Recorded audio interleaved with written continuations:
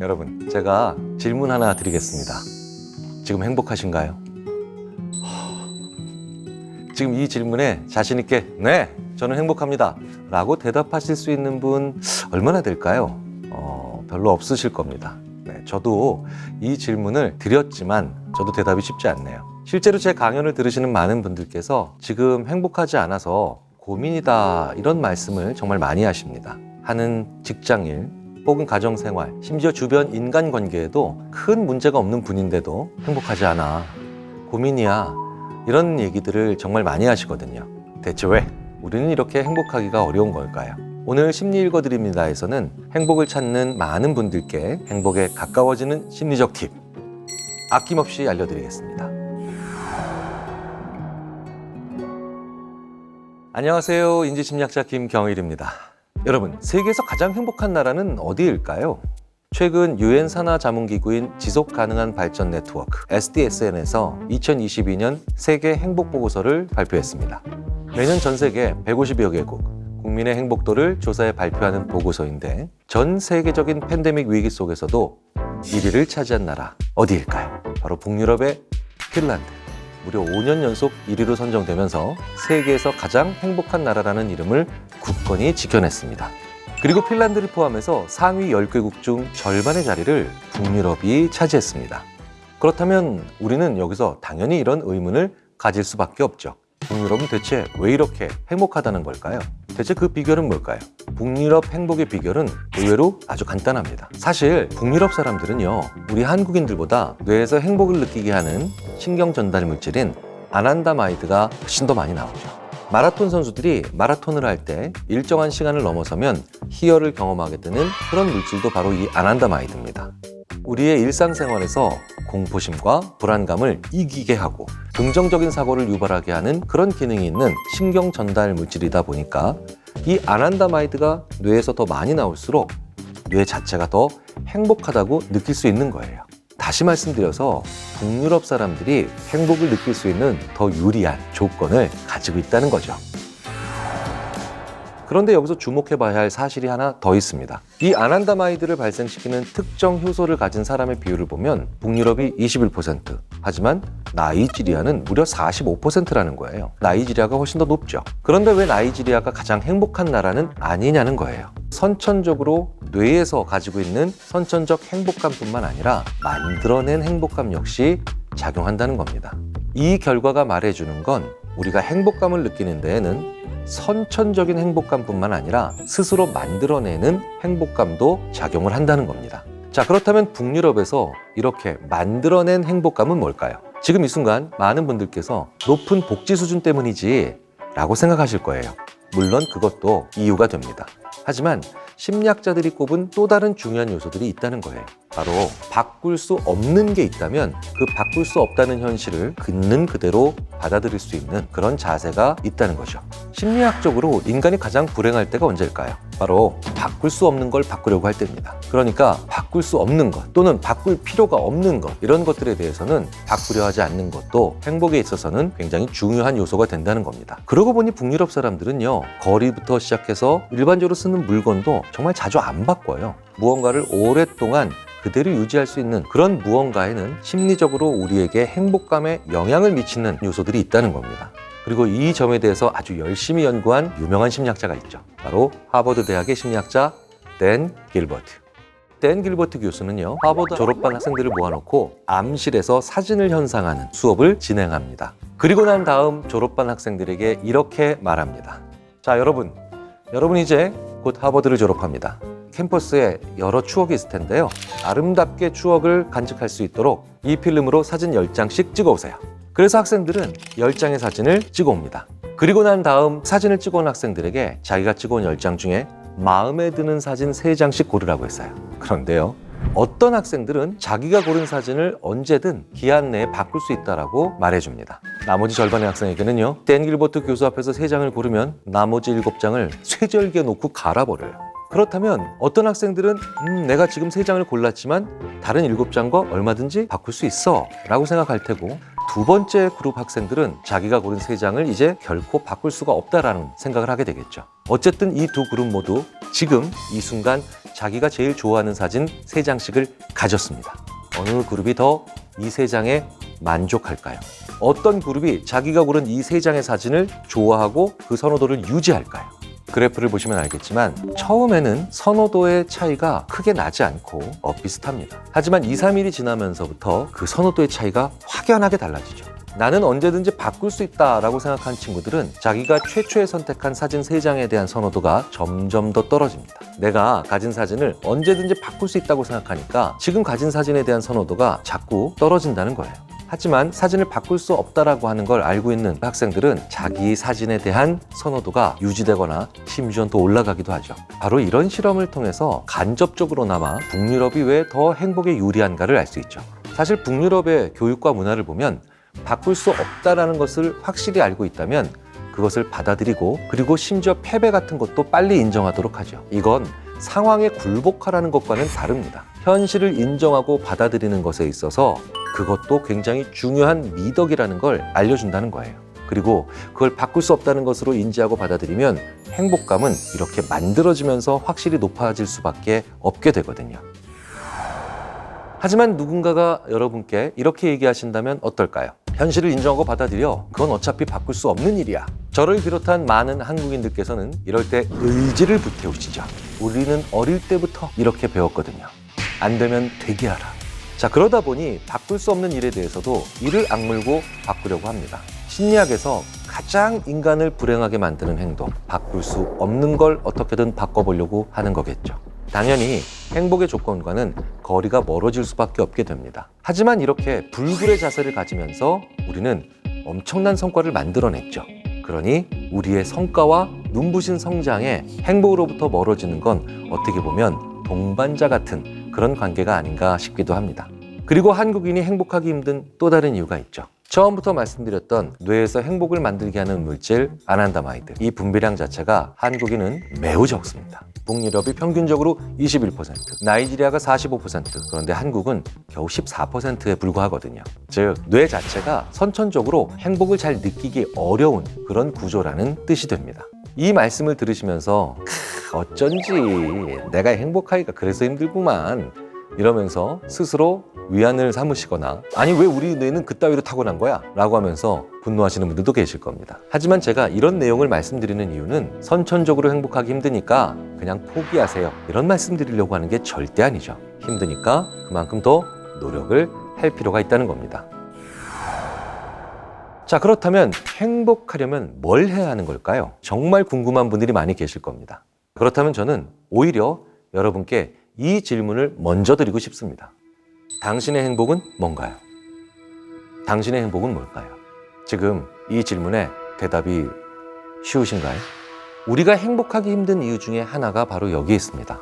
한국은 행복에 대해서 자기 자신이 정의를 내릴 수 있는 사람이 많지 않기 때문이라는 거예요. 그렇다면 스스로 뭐가 행복인지도 모르면서 대체 어떻게 행복을 찾냐는 거예요. 목적지도 없으면서 무조건 어디론가 가야 한다는 것과 크게 다를 바 없다는 거죠. 그렇다면 어떻게 해야 할까요? 먼저 내가 언제 행복한지, 뭘 할 때 행복한지, 다른 사람과는 다른 나만의 행복이 무엇인지 분명하게 정의 내릴 수 있어야 합니다.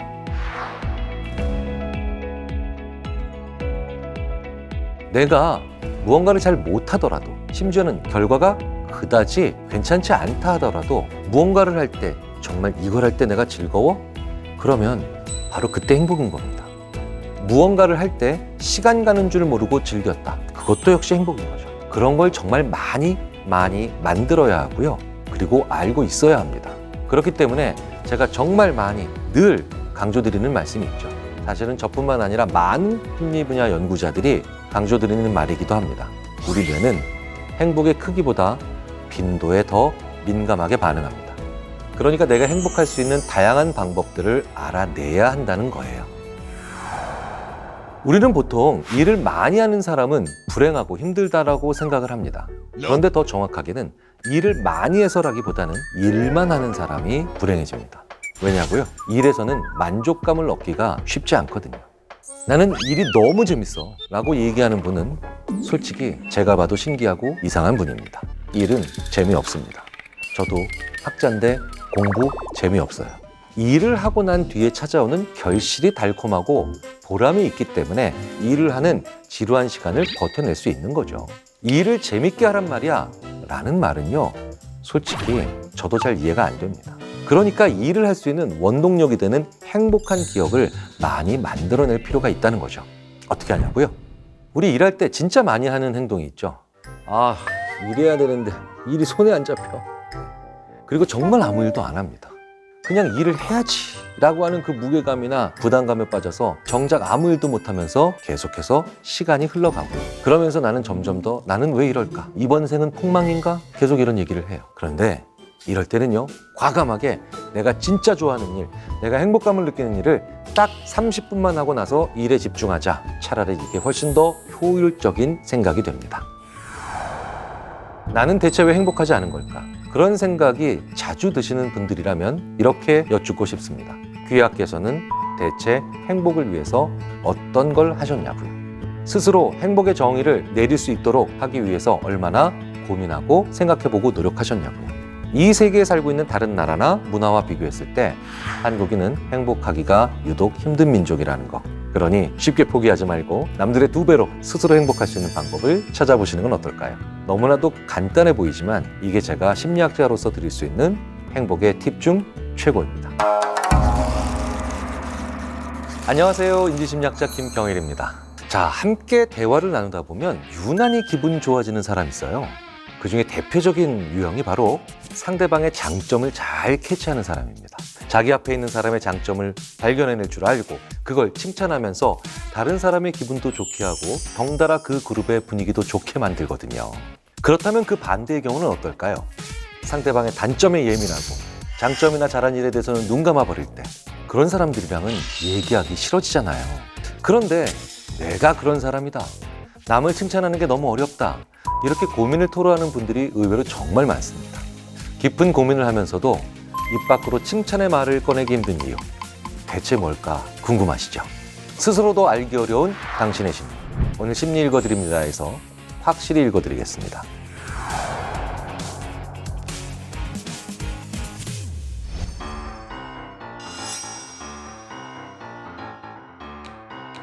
가장 중요한 이유는 칭찬이 필요하다는 생각을 못하시기 때문이겠죠. 어떤 분들은 그 칭찬 자체가 별로 좋은 영향력을 못 미친다라고 생각하실 수도 있고, 어떤 분들은 나의 칭찬이 오히려 내가 아첨한다거나 내가 지금 사탕 발림을 하고 있다고 오해를 받을까 봐 칭찬에 인색하실 수도 있을 겁니다. 하지만 심리학자로서 내리는 무언가에 인색하다라고 표현할 때의 정의는 해도 효과가 없을 거다라는 예측입니다. 돈에 인색하다, 투자에 인색하다, 심지어 휴식에 인색한 분들도 계세요. 휴식을 취해도 별로 좋아질 게 없다고 생각하는 분들이죠. 자, 그런데 최근에 이렇게 칭찬에 인색한 분들께 꼭 알려드리고 싶은 연구 한 편이 발표됐습니다. 스탠포드 대학의 심리학자 수원 자오 박사를 비롯한 연구진의 논문이죠. 연구진은요, 자기가 10년 정도 서로 알고 지낸 지인과 함께 실험에 참가하도록 했습니다. 자기 파트너, 즉 친구에게 지금까지 얘기해주지 않았던 그 친구, 상대방에 대한 장점, 칭찬을 3가지 작성하도록 했습니다. 그리고 난 다음에 이 3가지 칭찬에 상대방이 얼마나 기분이 좋을지 혹은 어색해하거나 민망해야 할지 이어질 상황을 예측해 보게 했죠. 그리고 칭찬을 받은 당사자, 즉 상대에게는 자기가 받은 칭찬에 어떤 감정을 어느 정도로 느꼈는지 이것도 물어봤습니다. 연구진은 이 실험을 통해서 칭찬하는 쪽에서 하는 상대방에 대한 예상, 그리고 칭찬받는 당사자의 느끼는 실제 감정, 이 둘을 비교해 보는 거죠. 연구 결과는 어땠을까요? 칭찬을 하는 쪽은 자기가 한 칭찬이 받는 사람을 얼마나 기분 좋게 하는지에 대해서 과소평가했다는 겁니다. 거기서 그치는 게 아니라 칭찬받는 사람이 쑥스러워하거나 민망해할 것에 대해서 이 점에 대해서는 게다가 반대로 과대평가했다는 거예요. 이 결과가 의미하는 바는 정말 명확하죠. 우리는 우리가 하는 칭찬이 주는 좋은 영향력을 과소평가하고 있다는 거예요. 그러니까 칭찬에 인색할 필요가 없는데도 억지로 스스로 인색하게 우리 자신을 만들고 있다는 거죠. 칭찬에 인색해서 고민이시라고요? 그러면 칭찬을 통해서 상대방이 얼마나 기분 좋아질지 상상해 보세요. 상대방을 기분 좋게 하고 분위기를 좋게 만들고 싶다면 억지로라도 입을 떼어서 칭찬을 하라는 거죠. 자, 그런데 이 칭찬이라고 하는 것이 더 좋은 칭찬은 분명히 존재한다는 겁니다. 그러니까 어떻게 칭찬해야 될지 모르는 분들은 효과가 떨어지는 칭찬을 하니 자꾸 칭찬은 별 의미 없어 라고 하면서 일종의 자기 충족적 예언을 하기가 쉽다는 거예요. 그렇다면 좋은 칭찬은 뭘까요? 어떤 좋은 일이 있을 때 혹은 어떤 긍정적인 결과가 있을 때 그냥 잘했다고만 칭찬하는 분들이 계세요. 이분들이 어떻게 칭찬해야 될지를 가장 잘 모르는 분들 같아요. 그냥 잘했다고만 하는 게 아니라 이건 어떻게 했어? 이렇게 하는 게 더 좋은 칭찬입니다. 저는 제 주위에 있는 분들께 잘했다라고 하는 그런 의미는 오히려 표정으로 얘기해주고 말로는 이거 어떻게 했어? 라고 얘기해드리라고 조언드리죠. 이거 어떻게 했어? 이거 어떻게 했어? 이거 어떻게 했어? 이게 최고로 좋은 칭찬이라는 거예요. 누군가를 그저 잘했다고 칭찬해버리면 그 상황은 거기서 종료입니다. 왜냐하면 상대방은 감사합니다. 이거 외에 더 할 말이 없거든요. 그런데 야, 이거 참 좋은데? 이거 어떻게 했어? 이렇게 칭찬하면 어떨까요? 그 뒤로 대화가 더 이어질 수 있죠. 아, 예. 제가 이번에는 이런 면을 좀 신경을 썼고요. 그리고 이 과정에는 조금 제가 가중치를 더 줬습니다. 이런 대화가 구체적으로 나올 수 있겠죠. 칭찬을 잘하는 또 다른 방법이 하나 있죠. 의도하지 않은 행동에 대한 칭찬을 하라는 거예요. 무슨 말이냐고요? 보통 우리는요, 내가 시킨 일 혹은 내가 부탁한 일을 상대방이 잘해줬을 때만 칭찬을 하려고 합니다. 그런데 이렇게 시킨 일 혹은 부탁한 일 혹은 지시한 일을 잘해왔을 때만 칭찬을 한다? 그러면요, 일을 하는 사이에서 책임감이나 자율성은 많아질 가능성이 별로 없습니다. 그런데 명시적으로 지시나 명령이 없었을 때, 좋은 일을 했을 때 이때 칭찬하는 건 굉장히 효과가 있습니다. 칭찬받는 상대방은 의도하지 않은 것에 대해서도 칭찬을 듣는 거잖아요. 그 순간 사람의 마음이 무엇을 가지게 되냐고요? 바로 자율성을 가지게 됩니다. 더 잘하고 싶은 마음, 이런 것들을 가지게 된다는 거죠. 그래서 이 자율성을 가지느냐 가지지 않느냐는 너무나도 중요합니다. 꽤 많은 직장인들께서 주위에 있는 분들께 가지는 아쉬움 중에 하나가 일을 잘하려고 하는 게 아니라 일을 잘한다는 소리를 들으려고 하는 것에서 문제점을 발견하죠. 실제로 이런 칭찬의 큰 효과를 저는 청소년 회복지원시설에서 분명하게 본 적이 있습니다. 경험이 많은 보호사나 교정 감독관들께서 적정한 선에서 칭찬을 하고 멈추시는 경우를 자주 봅니다. 제가 곁에서 보기엔 칭찬에 조금 박하신 것 같아서 이유를 물어보기도 하죠. 그런데요, 그분께서 이렇게 대답하시더라고요. 이렇게 시킨 일 잘해왔을 때 너무 열심히 칭찬하면 오히려 자기들끼리 뒤에서 저를 비웃습니다. 저 양반 시킨 일 잘해오니까 좋단다. 이렇게요. 그런데요, 제가 그 감독관 분과 대화를 나누고 있을 때 옆에 나이가 좀 지긋하신 할머니 한 분께서 식자재 상자를 들고 지나가시더라고요. 그런데 그때 바로 저희 부근에 있는 청소년 한 명이 그 할머니를 부축해드리고 식자재 나르는 걸 도와드리더라고요. 그러면서 츤데레처럼 아니 이런 걸 뭐하러 굳이 직접 나르세요 라고 또 한마디 합니다. 그런데 그걸 본 그 감독관께서는 그 청소년 옆으로 슬쩍 가시더군요. 지나치면서 이렇게 얘기하십니다. 그 보기보다는 괜찮은 데가 있는 친구구만. 정말 지나가듯이요. 그 청소년의 의도치 않은 하지만 선행을 칭찬해 준 겁니다. 나중에 후일담을 들었는데 시설을 나가면서 그때 그 감독관께서 하셨던 그 스치듯 받았던 칭찬을 자기 기억에서 오랫동안 떠나지 않았다라고 솔직하게 얘기를 해줬다고 합니다. 인간에게는 자기가 어떤 결과를 바라고 행동했을 때 받는 피드백보다 그런 결과에 크게 기대가 없는 상태에서 한 행동에 대한 피드백에 더 많은 영향을 받는 경향이 있습니다. 예를 들어 자기가 별뜻 없이 베푼 친절에 상대방이 매우 고마워하면 자기가 스스로 더 많은 의미를 부여하고 그 상대방께 계속해서 더 좋은 행동을 많이 할 수 있다는 거예요. 그러니까 결국 의도하지 않은 행동에 대한 칭찬은 아주 좋은 칭찬이 될 수 있다는 겁니다.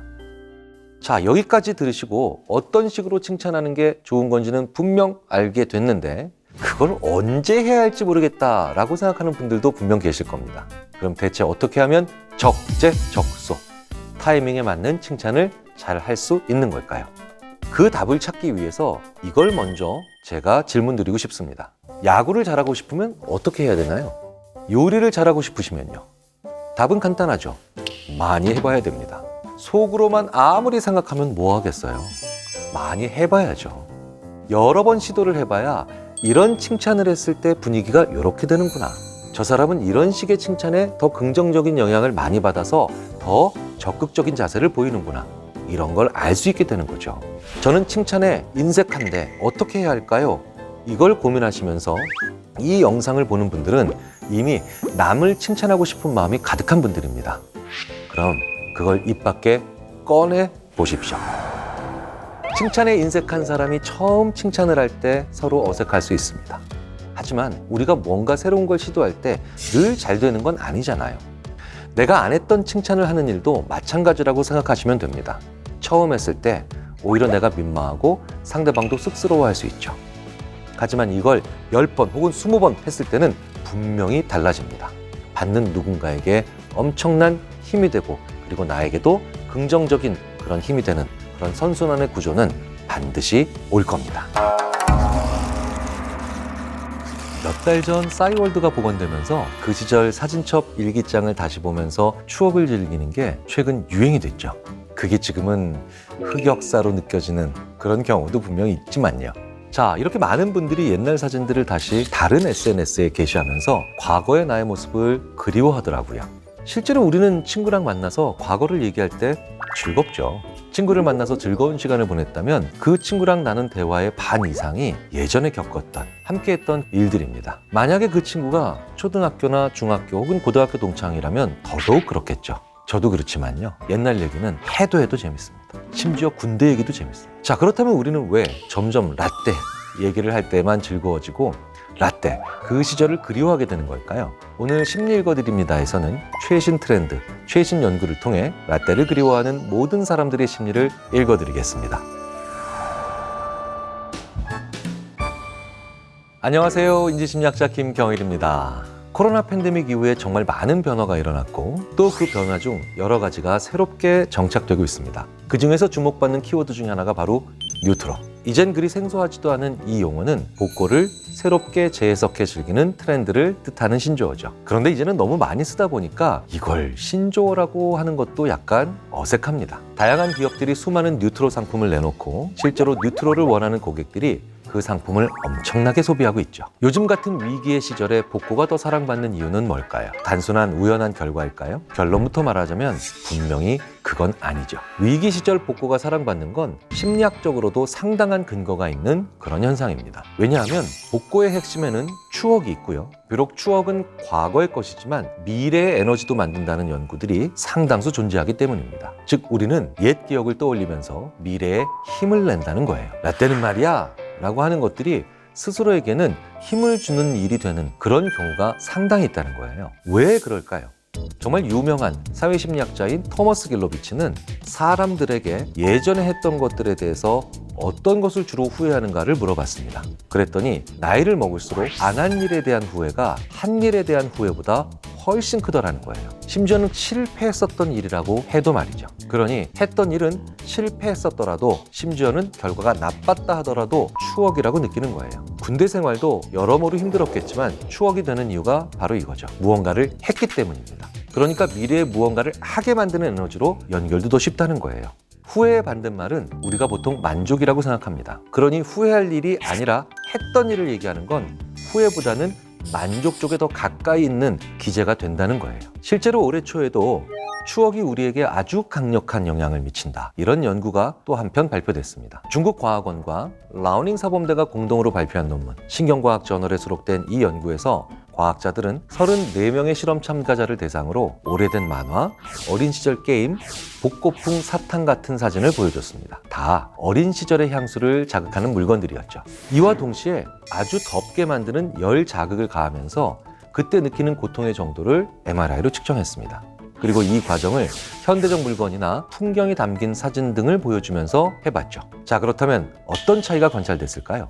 어린 시절의 추억을 불러일으킬 만한 그런 사진을 볼 때 고통을 덜 느끼는 것으로 나왔습니다.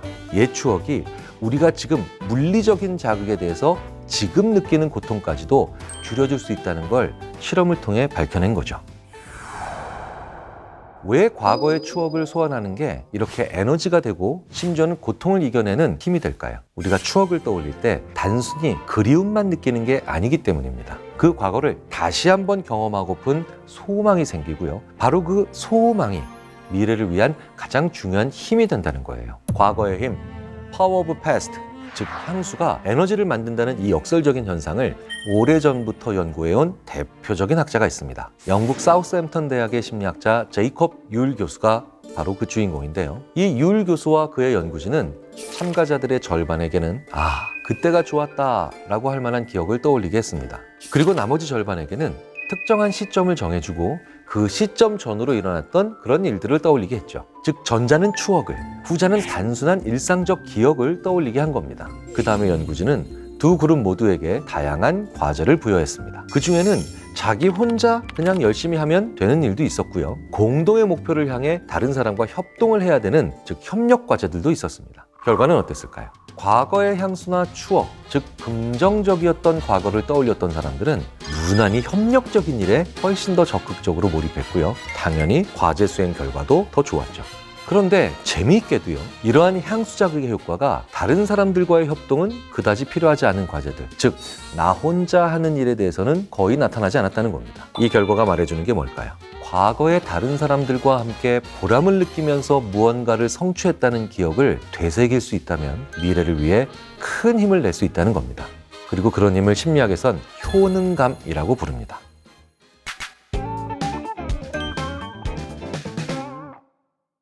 응답하라 시리즈의 최대 소비자 중 하나가 바로 지금의 10대, 20대. 그 시대를 전혀 경험해보지 못한 세대입니다. 정말 재밌는 현상이죠.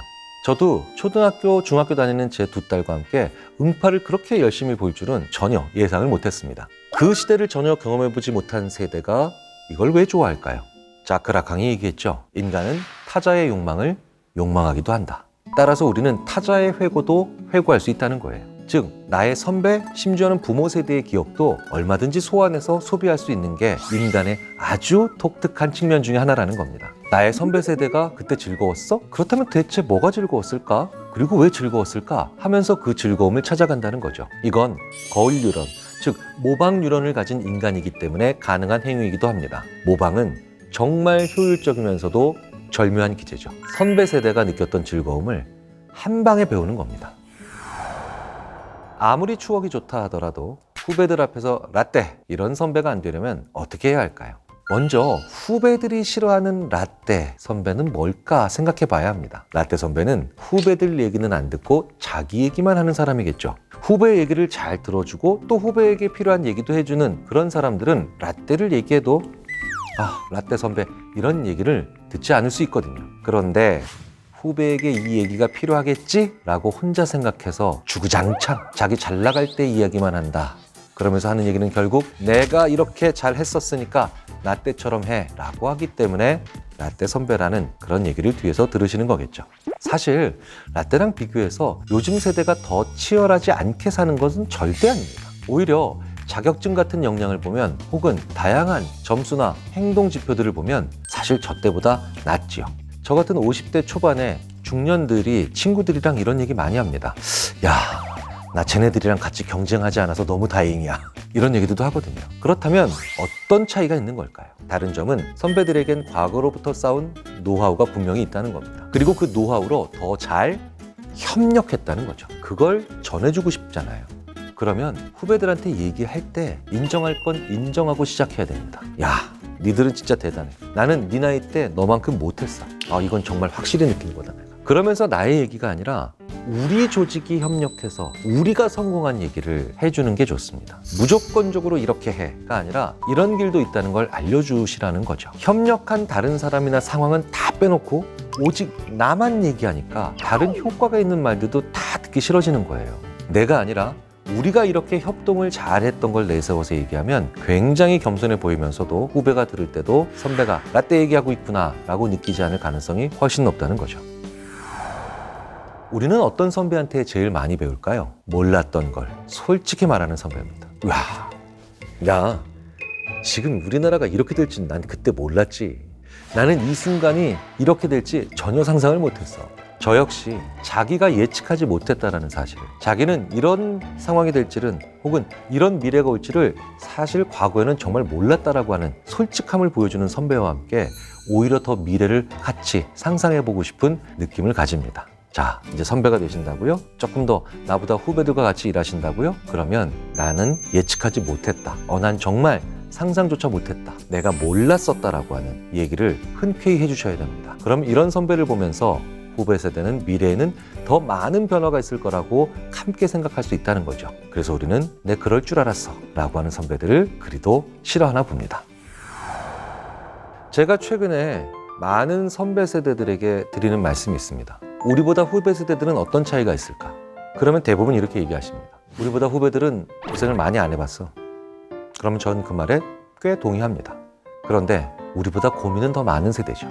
저는 제가 태어났을 때 집에 TV가 들어온 날을 기억합니다. 냉장고가 들어온 날도 기억하고요. 그리고 세탁기가 들어온 날도 기억합니다. 그리고 저희 집에 처음 온수가 나온 날조차도 기억합니다. 그러니까 분명히 제 딸들은 저보다 그런 고생을 덜 합니다.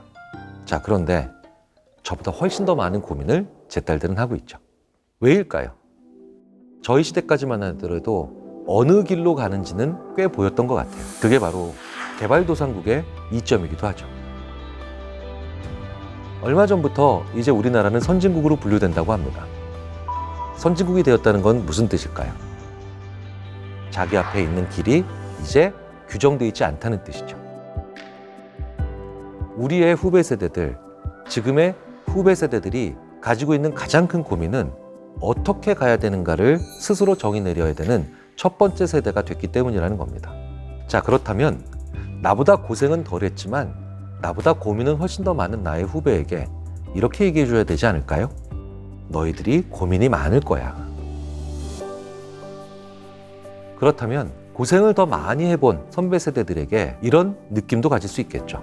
그래, 우리 선배들은 고민해 볼 기회도 없이 고생을 많이 강요받은 시대겠다.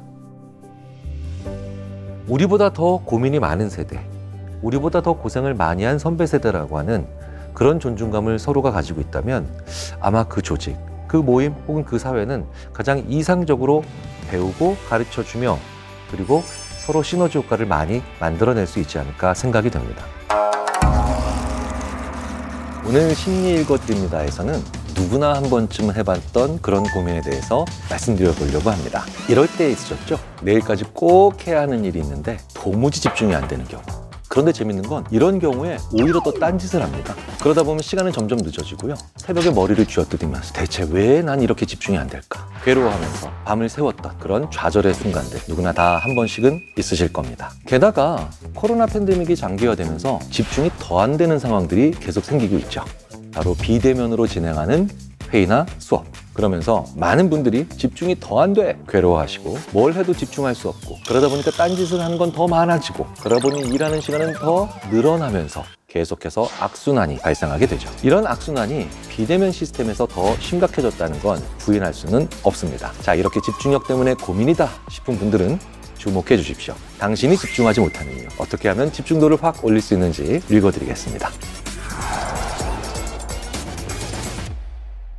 안녕하세요. 인지심리학자 김경일입니다. 실제로 팬데믹 이후 집중도에 대한 고민이 아주 높아졌다는 걸 보여주는 사례들이 있죠. 영국 유니버시티 칼리지 런던 심리학과의 데니얼 리처드슨 교수 연구진이 바로 최근에 발표했던 비대면 수업의 집중도를 올리는 방법에 대한 연구. 리처드슨 교수 연구진은 코로나 팬데믹으로 대학이 문을 닫고 모든 강의가 온라인으로 진행되자 여기에 착안해서 심리실험을 진행합니다. 심리학과 학부생 100명을 대상으로 매주 온라인으로 세미나 수업을 진행하면서 절반은 새로 개발한 화상회의 신호체계를 가르치고 나머지 절반에게는 그전처럼 똑같이 그냥 수업을 받게 했습니다. UCL 연구진이 개발한 화상회의 신호체계는 상대방의 말에 공감하면 손에 가슴을 대고 상대의 의견에 확신이 없으면 손바닥을 바닥으로 하고 두 손을 어깨 높이로 올리는 것, 또 질문이 있으면 손바닥을 머리에 대고 말하고 싶을 때는 손바닥을 앞으로 보이며 손을 머리 위로 올리도록 했죠. 상대가 잘했다고 생각되면 두 손을 모으도록 하기도 했습니다. 결국은 비대면 화상 수업을 들으면서 손을 사용해서 반응하게 한 거죠. 결과는 어땠을까요? 수업을 들으면서 손을 사용한 학생들은 다른 학생들보다 수업 만족도가 16%나 높게 나왔고요. 함께 수업받은 사람들을 알고 있다는 느낌도 19% 상승했습니다. 의견을 쉽게 나눌 수 있었다는 답은 22%나 높았죠. 이건 사실 다른 심리학 연구에서도 상당 부분 이미 증명된 사실입니다. 상대의 몸동작을 이해하면 사회적 유대감과 협동심이 증가된다고 하거든요. 결국 손동작을 사용함으로써 상대방에게 좀 더 집중할 수 있게 된 거고요. 상대방도 나에게 좀 더 집중할 수 있게 되는 거죠. 자, 단순히 손동작이 무조건 집중력을 높인다라고 오해하시지는 않겠죠. 이렇게 약속된 손동작이라는 점이 중요합니다. 우리가 같은 행동을 하면 공동 운명체라고 하는 생각을 더 강하게 가지기 때문입니다. 그래서 우리는 또래들끼리 특정한 행동 혹은 특정한 행위를 통해서 마치 연대감을 가지는 경우를 종종 보곤 하죠. 왜 우리가 체육대회나 아니면 여러 가지 응원을 할 때 공통된 행동을 하면서 더 단견심을 가지는 것과 마찬가지입니다. 그렇다면 이렇게 간단한 약속 몇 개를 계속하면서 실제로 마케팅 혹은 심지어 종교적인 행사들을 더 강한 결속력으로 진행하는 경우도 우리는 흔히 보게 되니까 인류 역사에서 사실은 많이 행해졌던 그런 노하우이기도 합니다. 사실 저도 지금 화상으로 수업을 많이 진행하고 있거든요. 물론 다른 교수님들도 대부분 지난 2, 3년 동안 그러셨을 겁니다. 비대면 화상회의나 수업의 집중도가 떨어진다면, 그런 고민을 하시는 분들이 계시다면 본인들만의 수신호를 만드는 게 도움이 될 거라는 걸 이번 연구를 통해서 우리가 알 수 있다는 거죠. 참 너무나도 집중을 하고 싶지만 그게 잘 되지 않을 때 가장 큰 문제는 뭘까요? 영어에서 집중한다라고 했을 때 쓰는 표현이 하나 있죠. Pay attention to. 이 표현에서 우리는 중요한 진실 하나를 알게 됩니다. 우리가 집중을 할 때는 무언가를 pay, 즉 지불해야 한다는 거예요. 그러니까 우리가 집중을 위해서 내가 가진 자원을 지불하고 있다는 거죠. 그렇다면 이 말의 의미는 또 뭘까요? 내가 가지고 있는, 즉 지불할 수 있는 게 없다면 집중할 수도 없다는 거예요. 우리가 어떤 일에 집중할 수 없는 가장 중요한 근본적인 이유는 지불할 수 있는 자원이 없다, 즉 피곤하다는 겁니다. 지불할 수 있는 정신적 자원이 없다는 거예요. 피곤하면 집중 못합니다. 만약 정말 중요한 무언가를 해야 하는 순간이 온다면 피곤하지 않은 그런 컨디션을 만드는 것부터가 가장 중요한 문제라는 거죠. 사람은 계속 주구장창 집중할 수는 없습니다. 만약 집중해야 하는 회의가 있다면 그 회의와 회의 사이에 내 정신적 자원을 충전할 수 있는 여백의 시간은 반드시 필요하다는 거예요. 자, 그러면 피곤하지 않은데도 우리가 집중하지 못하는 이유는 뭐가 있을까요? 다른 것에 집중하고 있기 때문입니다. 다른 곳에 내 시선과 내 시간과 내 정신적 자원을 빼앗기고 있다는 거예요. 왜 혼자 있는 집에서는 공부가 잘 안 될까요? 그런데 왜 사람이 많은 도서관에서는 오히려 공부가 잘 될까요? 간단한 문제죠. 내 공간에는 많이 익숙하고 내가 쉽게 사용할 수 있는 아이템들이 있습니다. 게다가 그걸 제약 없이 사용할 수 있죠. 그러니까 내 시선과 시간을 쉽게 뺏긴다는 거예요. 그래서 집에서 집중하려고 도서관에나 있는 칸막이 책상을 사는 경우가 종종 있잖아요. 집중력을 높이고 싶다, 그런 경우에 할 수 있는 가장 쉬운 방법이 있습니다. 먼저 내 책상에 보이는 무언가를 많이 없애는 거예요. 책상에 뭐가 있든 집중해야 할 땐 그게 잘 보입니다. 그러니까 치우는 시간을 절대 아까워하지 말고 그것부터 먼저 하셔야 됩니다. 그 약간의 치움으로 인해서 나는 내 자원을 잘 쓸 수 있는 훨씬 더 긴 시간을 만들어낼 수 있기 때문이죠. 집중력을 높이고 싶을 때 쓸 수 있는 또 하나의 방법이 있습니다. 온도를 약간 낮추는 거죠. 우리가 이런 얘기를 하잖아요. 마음이 따뜻하다, 혹은 그 반대로 간담이 서늘하다. 자, 어떤 상태에서 더 집중이 잘 될까요? 무언가 약간 서늘할 때 집중이 잘 되겠죠. 물론 그렇다고 온도를 마구 낮추시면 안 되겠죠. 너무 춥지도 않고 약간 서늘할 정도, 즉 쾌불쾌 차원에서의 차이는 없는 상태에서 약간 낮아졌다, 이런 느낌은 굉장히 중요합니다. 그런데 그 중간을 지나 아예 불쾌로 간다면 강한 방어 본능이 나와버려서 그것으로 인해서 집중하기가 어려워지게 되겠죠. 인간은 오랜 세월 동안 높아지는 온도를 통해서 개방적이 됩니다. 그래서 살짝만 온도를 높여도 사람들에게 더 우호적이고 회의에서 서로 상대방에게 개방적인 상태를 취하게 된다. 다양한 연구를 통해서 관찰이 되고 있죠. 자, 그렇다면 집중한다는 건 뭔가요? 개방적이 되는 게 아니죠. 나의 자원을 좀 더 이기적으로 쓴다는 차원이 될 겁니다. 우리 인간은 더 차가워지고 추워지는 상황에서 훨씬 더 생존에 대한 본능을 강하게 느끼죠. 환경 자체가 그렇게 설계되어 있었으니까요. 그래서 집중하고 싶으시다면 온도가 약간 떨어지고 있다라고 하는 그런 느낌과 상황을 살짝만 연출해도 도움이 된다는 겁니다. 집중력을 높이고 싶을 때 쓸 수 있는 또 하나의 방법이 있습니다. 바로 나를 감시해줄 누군가를 만드는 거죠. 최근에 저희 둘째 딸이 공부하는 방에 어떤 물건을 빌리러 갔다가 정말 깜짝 놀랐던 적이 있어요. 저희 둘째 딸이 공부하는데 그 앞에 다른 얼굴이 둥둥 떠 있는 겁니다. 친구랑 영상을 연결하고 서로 공부하는 모습을 지켜보고 있던 거예요. 서로 집중력이 떨어지는 순간 공부에 집중해라 라고 명시적으로 말하진 않아도 암시를 줄 수 있는 존재를 만들어 놓은 겁니다.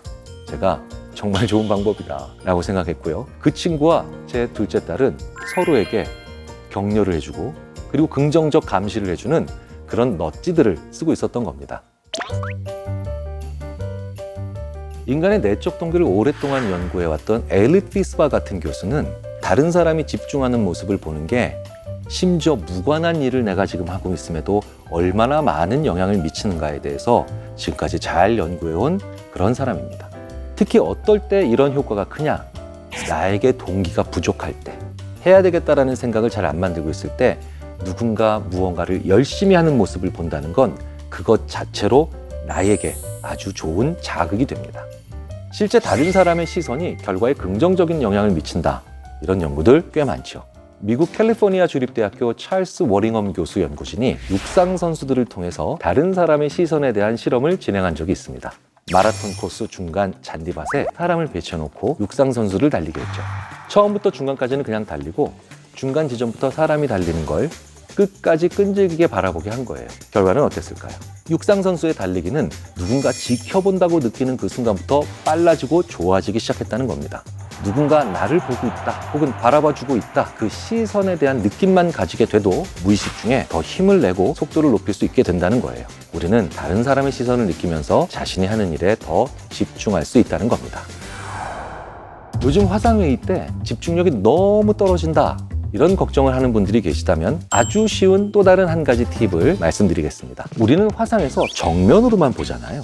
그런데 내 뒷모습도 볼 수 있는 카메라를 하나 달아서 혹은 옆모습을 볼 수 있는 카메라를 하나 달아서 옆 혹은 뒤에 설치하시라는 겁니다. 그럼 그것만으로도 엄청나게 집중을 잘할 수 있게 됩니다. 사실 회의실은 다 3차원이죠. 입체 공간이란 뜻입니다. 하지만 화상회의를 하는 것은 2차원이죠. 한 차원이 떨어지면서 밋밋하고 답답한 공간이 되는 거거든요. 그 결과 당연히 집중도도 떨어질 수밖에 없게 되죠. 그런데 내 한쪽 모습을 더 보여줌으로써 몸 전체가 긴장하게 됩니다. 그러는 순간 내 집중력도 확 올릴 수 있다는 거죠. 그리고요, 화상회의를 할 때도 옷은 꼭 갖춰 입으셔야 합니다. 저도 자주 그러지만 화상회의 할 때 위에만 갖춰 입고 아래는 그냥 반바지 입는 그렇게 편하게 입는 경우가 있잖아요. 그러면 나의 뇌가 내가 어느 정도 편한 상태라는 걸 알아챕니다. 그래서 사무실 갈 때처럼 옷차림 그대로 입고 내 뇌에 암시를 걸어야 돼요. 나 지금 일하고 있다. 나 지금 중요한 일을 하고 있다. 이런 암시를 줘야 사무실 수준의 집중이 가능해진다는 거죠. 우리가 집중력을 오래 유지하기 위해서는 단계별로 일하는 게 중요합니다. 그러니까 회사에 가든 학교에 가든 자기가 가자마자 그날 할 일을 적어야 합니다. 자, 그런데 우리가 실제로 학교에 가고 실제로 회사에 가면 그 단계를 굳이 매기지 않아도 옆에서 알려주고 혹은 어쩔 수 없이 절차가 생기는 경우가 많죠. 하지만 내가 집에서 공부하거나 재택근무를 하는 경우에는 내가 그 순서를 능동적으로 더 적극적으로 매겨야 됩니다. 첫 번째, 두 번째, 세 번째 이렇게 숫자를 매겨서 내 일의 순서를 정해보는 거죠. 그러다 생각처럼 일이 안 되면 순서를 바꿔보고 다른 일과 묶어서도 해보고 하면서 적혀있는 할 일의 리스트를 하나씩 정리해 나가는 거죠. 그러면 진도감이라는 게 생깁니다. 우리는 평소에 진도감이라는 걸 어디서 많이 느낄까요? 주로 게임을 할 때 많이 느낍니다. 게임은 몇 퍼센트 달성했다, 미션을 몇 개까지 해냈다 이런 식으로 계속 진도감, 즉 변화의 감각을 계속 만들어주잖아요. 일에도 이렇게 진도감을 만들면 집중할 수 있는 2차적 동기가 생깁니다. 일을 해냈다 혹은 일을 망쳤다라고 하는 이분법적으로 하루를 생각하는 게 아니라 지금 오후 2시인데 내가 지금까지 적은 일들의 70%를 했어. 30%가 남았네. 이런 식의 생각과 피드백을 스스로 만들어내면서 이제 30%를 하자라고 하는 두 번째 동기, 세 번째 동기를 스스로 만들어낼 수 있고요. 그걸 만들어내는 사람을 자기주도적인 사람이라고 합니다. 나는 왜 이렇게 집중을 못할까? 힘들어 하시지만 말고 나의 뇌를 이렇게 재미있고 다양한 방법으로 꼬실 수 있는 그런 방법들을 잘 활용하셨으면 좋겠습니다.